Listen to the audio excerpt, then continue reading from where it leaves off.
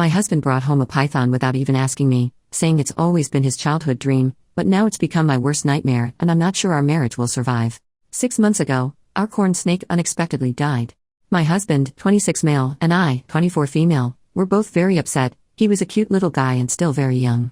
My husband has owned several small reptiles during his lifetime, and he told me he was thinking of trying a milk snake this time instead of a corn or a garter. Instead, 2 months after our corn died, he came home with a baby Burmese python. Apparently it's always been his dream to own a Burmese. Not only am I pissed that he got something like that without consulting me, on the upside, where we live they are legal, but I had several reservations that have only grown since we've owned it. I have GAD and that thing triggers my anxiety like no other. When I was doing research about Burmese pythons, I kept reading stories about them killing pets, children, and even their owners. So now I'm freaked out and have barely slept for 4 months.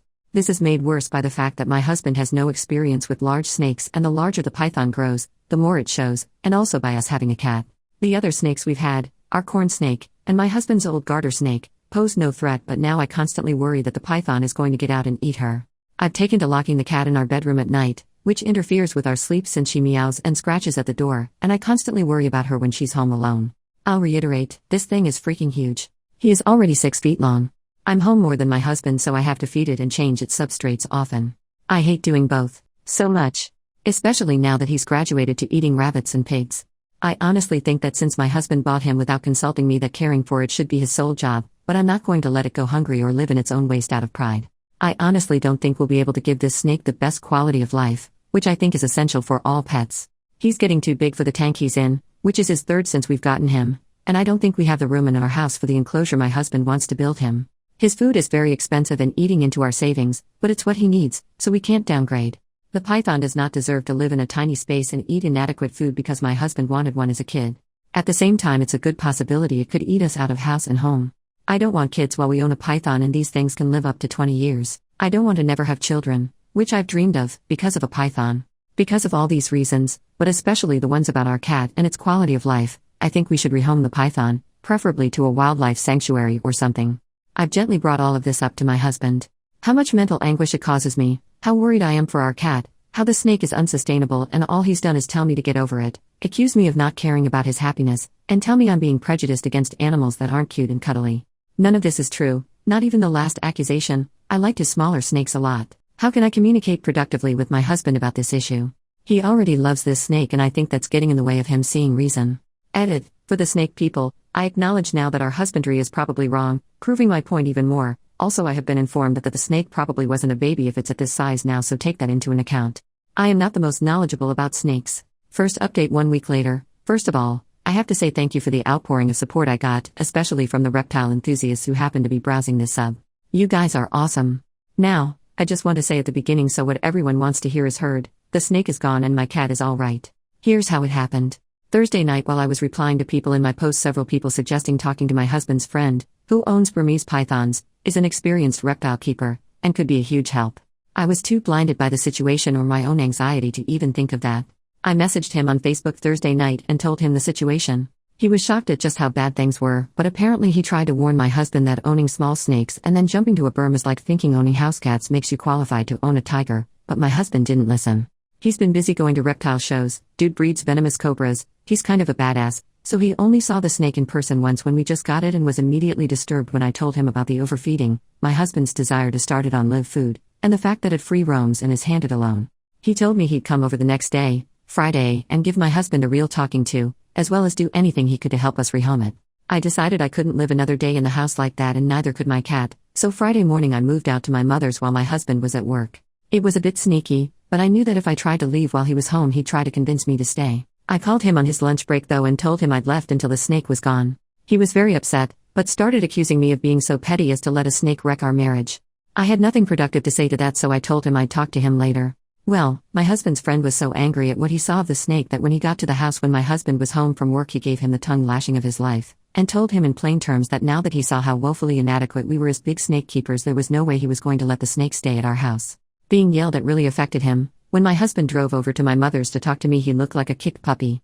He broke down and told me that he loved me, that he was sorry for the hell he put me through, and that it had taken having reason yelled to him by an expert for him to really see what was going on, and that he understood now that the snake could no longer live with us.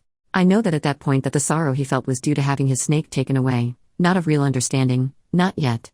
So don't worry, he's not completely off the hook. It was cathartic to hear though. His friend contacted a herpetology society he works with regularly and then, a member of that society whose specialty is rehabilitating snakes that irresponsible pet owners get and then mistreat on his ranch.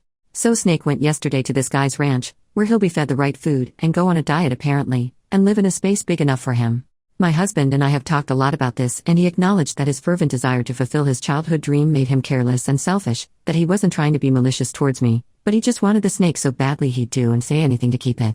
It still seems like, though, that he hasn't learned, which I'm not expecting this early but is still a mite disappointing. He talked yesterday about getting a ball python and I put my foot down. I don't think we should get another snake for a long time.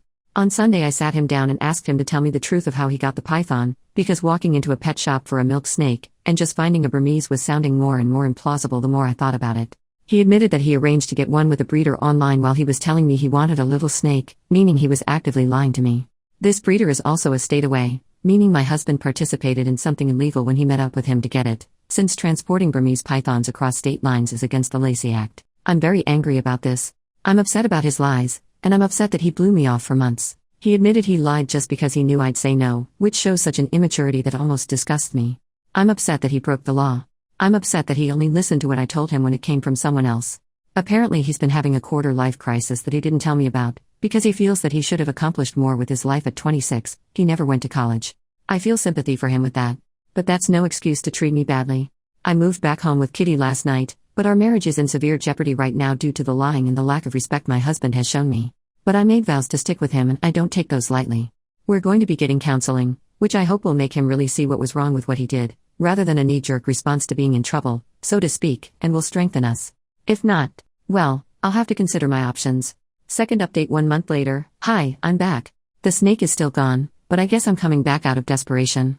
People messaged me wanting to know how I was doing anyway. On the surface, therapy has been going well. My husband has been doing everything right. He's been contrite, open-minded, and treats me like a princess at all times. I can tell at home that he's making a conscious effort to listen to my opinions and thoughts, and incorporate our therapist's suggestions into our lives. I feel like the hugest jerk saying this, but I don't think it's enough. Over these past weeks I've had to come to terms with the fact that something about how I view my husband has fundamentally changed. And finally, after extensive soul-searching a few days ago, I realized what it was. I have no respect for his intelligence anymore, after all this. That is very, very important to me. And now it's just gone and I don't know how it can come back without him getting a personality overhaul. It's killed my physical attraction to him. I normally have a high libido and prior to all this we made love 4 to 5 times a week. Now, since all this went down we've been intimate 3 times. To be fair, while the snake was here we were down to 2 to 3 times a week, but it was still more frequent than this. Despite all the changes he's making he's still himself and I don't think I can like who I know him to be now. He's still his goofy, absent-minded self who needs me to balance the checkbook and pack his lunch. I can't respect that anymore. I don't want to be his mom or a naggy sitcom wife. I used to love doing these things for him. Throughout our relationship I've taken care of him, patched him up, and helped him solve his problems. I always saw it as the ultimate expression of love.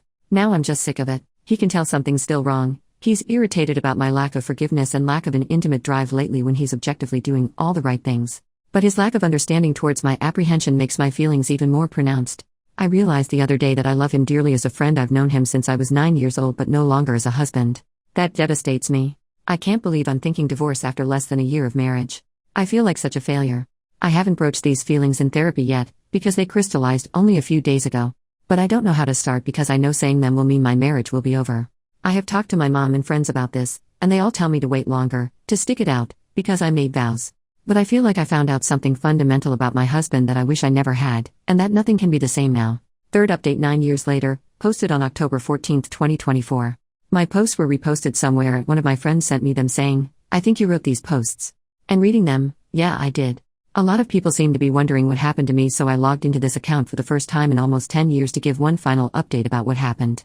Basically, my ex-husband brought home a Burmese python after telling me he wanted a milk snake. I was really scared of it and anxious and he was dismissive of my worries. I ended up getting the snake shipped off to a reptile ranch but it absolutely shook my trust in my ex because he was lying to me. It also made me realize he relied on me to do everything for him like a second mother and that I hated that. I really tried to work through the feelings I posted in the second update but after 3 months, we separated. It's totally okay if you judge me for this because I judge myself. After being separated for half a year, we ended up making love. My grandma had just died. I was devastated, and he came to the funeral to support me and because he'd known her forever and loved her too. We went home together after the family lunch and we ended up having comfort love making. Neither of us wanted kids at that point, but my IUD had slipped into my cervix at some point before this and I ended up getting pregnant. Both of us were unsure about introducing a kid into our relationship, but decided to get back together and make another effort. I had always wanted to be a mom, and didn't want to abort. We found out pretty early into the pregnancy that it was actually a molar pregnancy. Meaning that instead of a normal fetus, I was pregnant with a tumor. I had the mole removed, but I was one of those lucky people who develops cancer from their molar pregnancy. Luckily the cancer was caught when I was only at stage 2 and responded really well to chemotherapy.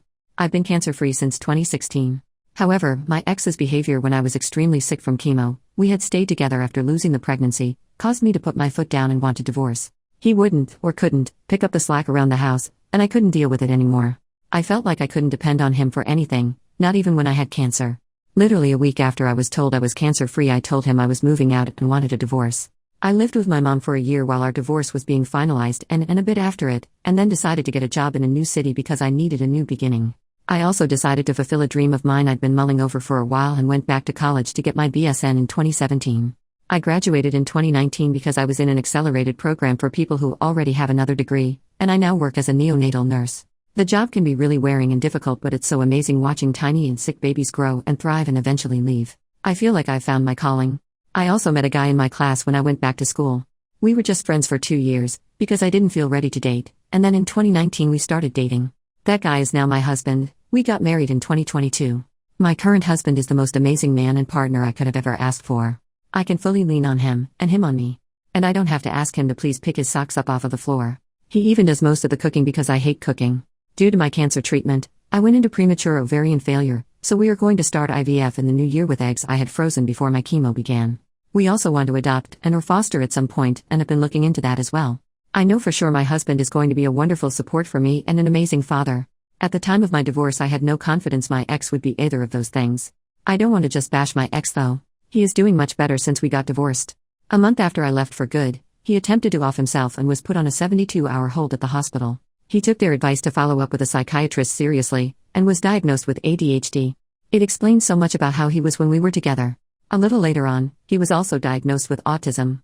I don't speak to my ex because it's too painful for both of us, but my mom is still close to his mom and has given me some updates. He's taking medication that's really helped his ADHD, and was able to go to trade school. He has a much better job now and has been in a steady relationship. I wish him all of the best. I look back on my old posts and all I can do is shake my head. I was putting up with so much I would never put up with now. I was so grown up because I was 24 and married, but clearly I still had maturing to do. Part of me feels sad for my ex too, because he was struggling for so long and I was writing him off as unhelpful. However, even though he had a medical reason for being inconsiderate, I still had to do what's best for me, and I was at my breaking point. Considering his success, I think we're better off without each other. Oh, and I still talk to my ex's friend the cobra breeder from time to time. Bucatini the Burmese python is still doing great in his new home.